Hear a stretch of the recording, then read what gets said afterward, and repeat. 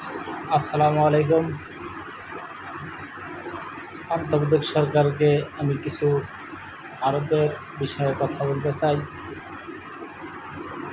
এই কথাগুলি গুরুত্বপূর্ণ কথা, আপনার কাছে বিশেষভাবে অনুরোধ করে আমার বক্তব্য পাঠাচ্ছি।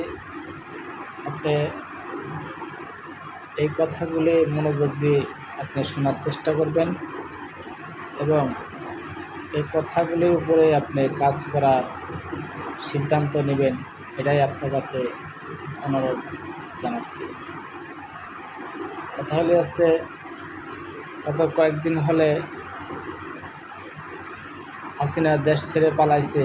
পালানোর পরে দেখেন হাসিনা মোদি দুজন মিলে বাংলাদেশে বাদ আবার নতুন করে ছেড়ে দিয়েছে। অনেক পানি বাংলাদেশে ঢুকেছে, অনেক মানুষ ক্ষতিগ্রস্ত হয়েছে। এটা আপনি যত দূরত্ব পারেন হাসিনার নামে এটা একটা মামলা দিন এবং হাসিনাকে বাংলাদেশে এনে আপনি কঠিন শাস্তি ব্যবস্থা করুন। এটা হলে মোদি যদি বেশি বাড়াবাড়ি করে মোদির বিরুদ্ধে আপনি অ্যাকশন নেবেন এবং তার কাছে প্রশ্ন করবেন, কেন আপনি এই বাংলাদেশে পানি বাদ ছেড়ে দিয়ে কেন আপনি বাংলাদেশটাকে আপনি নষ্ট করতেছেন। তার কাছ থেকে আপনি জবাব দিয়ে নেবেন। যত তাড়াতাড়ি পারেন তার সাথে যোগাযোগ করে এই জবাব যদি না দেয় তাহলে তার নামে কঠিন শাস্তি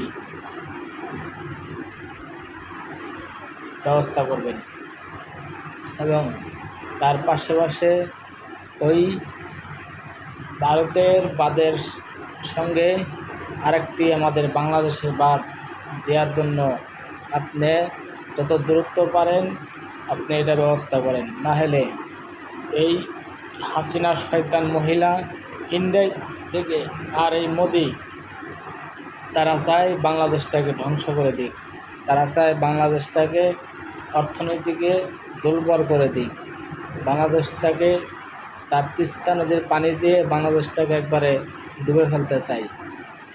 এই সুযোগ আপনি কোনো সময় আপনি দিবেন না। এমন কাজ আপনি করেন জানি মোদি জানি এই বাংলাদেশে জানি সে মাথা নত করে। কোনো সময় আপনার জবাব দিতে আপনার কাজে জানি সে কোনো সময় মাথা উঁচু করে জানি দাঁড়াতে না পারে। এটাই আপনার কাছে আমি আবেদন। যত দূরত্ব পারেন আপনি বাংলাদেশে ওই ইন্ডিয়ার বাঁধের সঙ্গে একটা এমনভাবে বাঁধ তৈরি করবেন চুল পরিমাণ পানি জানি বাংলাদেশে ঢুকতে না পারে, বরঞ্চ তারা ক্ষতি করতে চাইলে তাদের জানি ওই মোদির জানি ইন্ডিয়া ক্ষতি হয়ে যায়। কারণ এই মোদি সরকার কোনো সময় বাংলাদেশের কোনো সময় ভালো চাবে না এবং চায়ও না। কারণ তার বড় একটা রাগ যে হাসিনাকে এই দেশ থেকে বের করে দেওয়া হয়েছে। এই রাগে সে বাংলাদেশটাকে সে সবসময় ধ্বংস করতে চাইবে। এজন্য আপনি যত দূরত্ব পারেন আপনি ইন্ডিয়ার বাঁধের সঙ্গে একটা মজবুত একটা বাঁধ আপনি কাজ শুরু করেন।